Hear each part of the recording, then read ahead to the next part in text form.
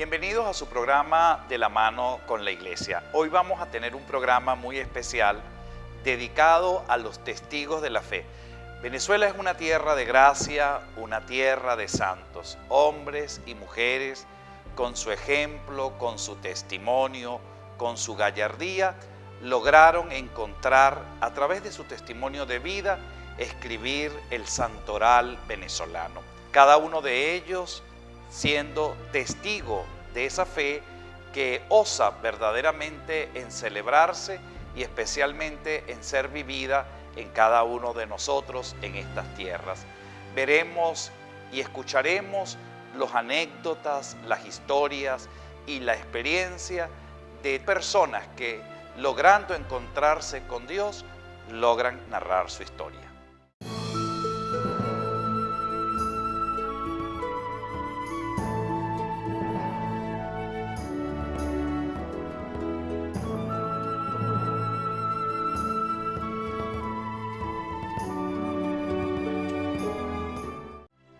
A continuación me va a tocar entrevistar a la doctora Ana Herrera, sobrina bisnieta del doctor José Gregorio Hernández. Para mí ha sido un gran honor encontrarme con ella, escuchar su experiencia y sobre todo sentir cómo el orgullo, especialmente el vivir la experiencia de ser parte de una historia llena de grandes acontecimientos en su vida, que hace realidad la vida ejemplar de este gran científico y de este gran hombre de fe en nuestras tierras, del doctor José Gregorio Hernández.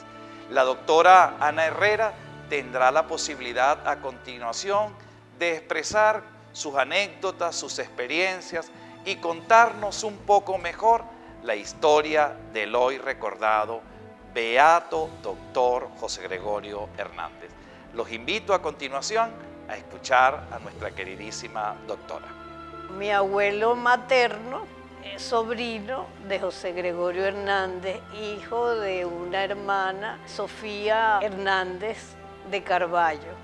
Mi abuelo me hablaba mucho de José Gregorio Hernández, él escribió libros sobre José Gregorio Hernández, pero él siempre me habló mucho de la vida, de lo importante desde el punto de vista científico que había sido José Gregorio Hernández para Venezuela.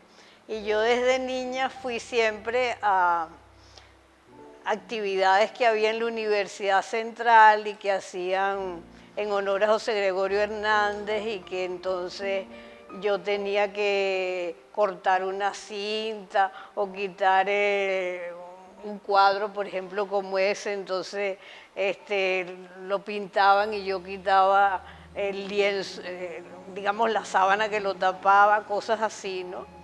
Eso desde pequeña. Mi abuela, la esposa de mi abuelo, ella era muy religiosa y quien hablaba de que José Gregorio Hernández era un santo.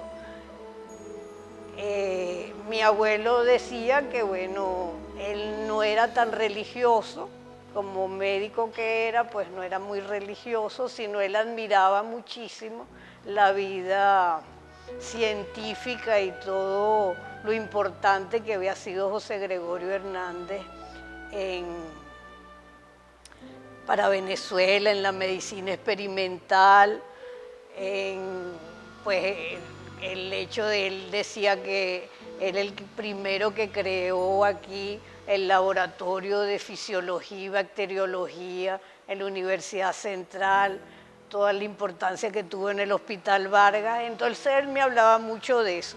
Siempre decía que José Gregorio Hernández era un hombre muy devoto y muy religioso, y él siempre subrayaba mucho la importancia también de lo social que José Gregorio Hernández había hecho para Venezuela, tanto en la provincia como en Caracas, de que se había ocupado siempre de los enfermos, de mejorar la situación de cuestiones con el paludismo. Él nace en Guisnotú, en Trujillo. Su papá era perseguido por las guerras federales, ellos eran de Boconó y entonces se tenía que esconder y escapar y su mamá era novia de él y bueno, se fueron escondidos a caballo sin casarse, llegaron a Isnotú, eran muy religiosos, se casaron, lo primero que hicieron y vivieron allá en Isnotú escondidos porque lo estaban persiguiendo. Su mamá era muy religiosa y fue quien le enseñó, y una mujer parece que brillante, muy inteligente, que le enseñó pues a leer, a escribir, a rezar y bueno, siempre José Gregorio pierde a su mamá, creo que tenía como 9 años, muy joven, y él le afectó eso mucho. Él también tenía una tristeza, decía mi abuela del lado de mi padre lo conoció. Mis dos abuelas hablaban muchísimo de José Gregorio y de su santidad y de la maravilla y de lo simpático que era, de lo alegre. Mi abuelo hablaba siempre de su vida profesional. Ojalá que el pueblo venezolano y todos nosotros apreciemos tanto el mérito de José Gregorio Hernández como médico, como estudiante, como profesional, como honrado, como religioso, porque eso es lo que más necesita el pueblo de Venezuela. Qué bella historia y qué hermosa entrevista donde pudimos recordar seguramente a través de su experiencia la maravillosa experiencia que es encontrarse con nuestro querido santo del pueblo venezolano. Y a continuación vamos a tener al doctor Antonio Moreno, que también es sobrino bisnieto, ahora no de un santo, sino de un hombre ejemplar, del doctor Luis Rasetti. El doctor Antonio, un gran amigo personal, pero además con una espectacular personalidad, ha tenido la experiencia de participar 2 veces en la exhumación del doctor José Gregorio Hernández en el año 1975 y también en el pasado mes de octubre en el año 2020. Luis Rasetti era hermano de mi bisabuelo, de Ricardo. Ellos eran 3 hermanos, Luis, Enrique y Ricardo. Luis era el mayor y bueno, Luis fue médico. Entre Luis y José Gregorio había un respeto absoluto y una admiración de uno por el otro. Y yo lo tengo documentado y lo tengo con la tradición de la familia.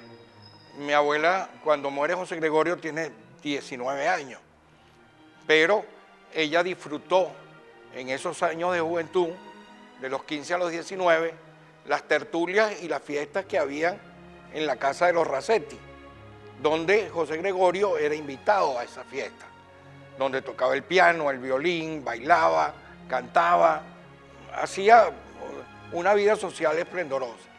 Y entre Luis y él había una amistad muy fuerte, a pesar de que había una gran discrepancia científica entre ambos, que los llevó hasta inclusive a discusiones muy álgidas en la academia y en el Hospital Vargas.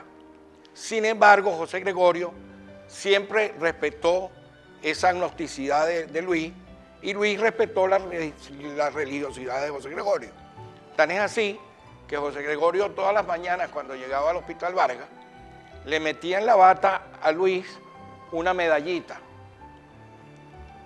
Luis era agnóstico, no era creyente, pero Luis jamás en la vida botó las medallitas, ni las regaló, ni se las sacó del bolsillo y las dejó puestas por ahí, sino que las guardó todas en un paquete que tenía como un gancho, y esas medallas se las dejó Luis Rasetti al doctor Marcel Granier, el médico, porque Marcel vivía al lado de la casa de Luis, y como Luis no tenía hijos, prácticamente Marcel Granier, que lo llamaba Papá Luis, era su hijo adoptivo, pues. Entonces, gran parte de las cosas de Luis fueron a las manos de Marcel, pues. Yo tuve oportunidad en la casa de Marcel de ver ese paquete de medallitas que José Gregorio le había dado a Luis. Sin embargo, cuando a mí me tocó el traslado de los restos de José Gregorio del Cementerio General del Sur, lleno de placas de agradecimiento por los milagros que había hecho, bueno, en la tumba de Luis Racetti también habían placas. Gracias por el milagro que me hiciste. O sea, que había como una comunicación entre ambos. Claro, la gnosticidad de Luis viene a que él era un gran seguidor de Darwin y de la teoría de la evolución. Ahí es donde venía su carácter agnóstico. Tenés así que cuando se está muriendo Luis, llega el arzobispo de Caracas, que era Monseñor Castillo, Lucas Castillo, y él le pidió que por favor no entrara a su cuarto, porque Luis Racetti había vivido con sus ideas y moría con sus ideas. Y si él entraba a su cuarto, a lo mejor la posteridad decía que él había claudicado en el último momento. El darwinismo a él lo destruye como científico, pues, o sea, en ese sentido espiritual, pues. Y era un hombre muy pragmático, tenía un carácter muy duro, igual al carácter de José Gregorio. Eran hombres muy exigentes con ellos mismos, eran hombres que eran de una sola línea vertical y no cambiaban, o sea, era una cosa muy fuerte, pues. Entre los mismos médicos había ese conflicto, porque se decían unos a otros, bueno, sí, a José Gregorio podemos imitarlo en muchas cosas, menos en su espiritualidad, porque ninguno podemos llegar a la altura en que él está, pues. Igual lo hacían con Luis, no podemos llegar a la altura de Luis, porque Luis es un sabio, porque Luis es esto, porque Luis es lo otro, ¿no? Papá decía que no, sino que Luis hacía cosas que no hacían los demás. O sea, que no era ningún sabio, ningún ser excepcional, sino era un hombre normal, ¿no? Solamente que hizo cosas, bueno, hizo la primera cirugía en Venezuela. Fue el primero que abrió un estómago en Venezuela fue él, pues. Y sin embargo, en una de las operaciones se le quedaron un poco de tijeras adentro, ¿no? Y el paciente se murió y era su sobrina, que era la hermana de Francisco Monbrún. O sea, las situaciones que vivió Luis fueron tremendamente fuertes, pues. Claro. Tuvo que ir al exilio porque tuvo problemas con Juan Vicente Gómez, o sea, mil cosas, ¿no? Por ejemplo, en la pandemia que hubo en la época del general Gómez, el general Gómez nombró una comisión para que resolviera el problema de la pandemia, ¿no? Y eso lo dirigió Luis Racetti con José Gregorio. Casi todos los médicos de esa época fueron brillantes. O sea, cada uno en su área, cada uno en su cuestión. En el año 1920 hubo una promoción en la Universidad Central, que fue donde se graduó mi abuelo Antonio José Castillo, que todos fueron summa cum laude en los 20. O sea, los 20 se graduaron summa cum laude. Y eso es una promoción bellísima, donde todos se destacaron y donde todos hicieron grandes obras por Venezuela y desarrollaron la medicina y la ciencia en Venezuela. Entonces no es solamente Luis fue una pieza fundamental, fue el maestro, él funda la Escuela de Medicina, funda la Academia, igual que José Gregorio, pues entre ellos, porque sí, la Academia de Medicina la fundó Luis, pero ¿quién estaba al lado de él? Estaba José Gregorio, estaba Rique, estaba el otro, estaban todos. Y él se queda como secretario vitalicio toda la vida, ¿no? Sí. Igual que secretario de la Gaceta Médica. Y él le dejaba el paso a sus alumnos, a todos los que eran sus alumnos, ¿no? Cuando cierran la Universidad Central, él funda una facultad de medicina al lado del Hospital Vargas. Pues. Claro, la llevan a la Universidad Central y es la Facultad de Medicina Luis Racetti. Pero el Instituto de Fisiología, de Bioquímica y de Desarrollo de los Laboratorios es José Gregorio Hernández. Pues. En 1974, yo estoy en la oficina y estaba conmigo Eduardo Poleto Murga, que era comisionado del gobernador, y me dicen que están trasladando los restos de José Gregorio para la Candelaria y que necesitaban que yo autorizara el traslado, porque yo era el jefe civil, pues, la primera autoridad civil. Y entonces, bueno, llegamos a la sacristía y estaba, pues, Monseñor Lebrún, estaba Monseñor Bonilla, estaba Alfredo Rodríguez, Monseñor Alfredo Rodríguez, el Monseñor Rafael Conde, que en esa época era sacerdote, estaba Eduardo Poleto, que estaba conmigo, y estábamos ahí y me encuentro con Carlos Travieso, que era el patólogo de los restos de José Gregorio. Por supuesto, trajeron que el cardenal Baltasar Porras lo llama el Moisés, En aquella época le decíamos la urnita de cemento. Y entonces, bueno, mira, acomodamos los restos, los revisaron los médicos que estaban ahí y estaba el personal de la iglesia y algunos observadores. Pues. Total que, bueno, se acomodaron los restos lo mejor que pudimos y le pusimos un precinto, una cinta blanca, donde firmó el cardenal Lebrun, que era el coadjutor de Caracas, el arzobispo coadjutor de Caracas, y firmé yo, pues pusimos los sellos a la cinta blanca, que posteriormente en la exhumación que se hizo en octubre, el cardenal Baltasar Porras corta la cinta con una tijera en la exhumación, pues, la segunda exhumación. Realmente yo soy el testigo de las dos exhumaciones, porque el Monseñor Conde no pudo asistir en octubre y Eduardo Poleto está en Estados Unidos y no vino, pues.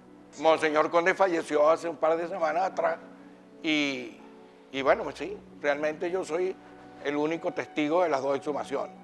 Nosotros no tenemos el mérito como personas y como tal de lo que ha sucedido.